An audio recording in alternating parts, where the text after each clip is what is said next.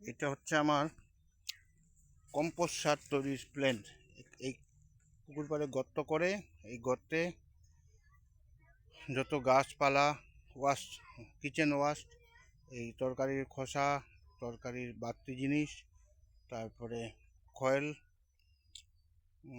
গোবর, নারকেলের গাছ ইত্যাদি আমি এখানে দেই। সেগুলো পচলে আবার চালনি করে সেগুলো গাছে ব্যবহার করা হবে। একটা ছায়াযুক্ত জায়গা, মাঝে মাঝে জল দিতে হয়।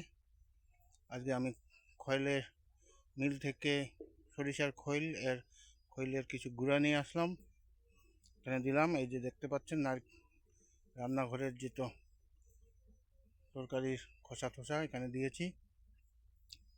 এখানে কলার গাছও দেওয়া আছে। যত বাড়ির আবর্জনা, গাছের পাতা, এগুলো এখানে আমি দেই। এইভাবে কম্পোস্ট সার তৈরি হয়। আমার এই যে বাগান, যে ফার্ম, সম্পূর্ণ অর্গানিক পদ্ধতিতে প্রস্তুত হচ্ছে উৎপাদন। এখানে সার, কীটনাশক অর্গানিক পদ্ধতিতে আমি তৈরি করি।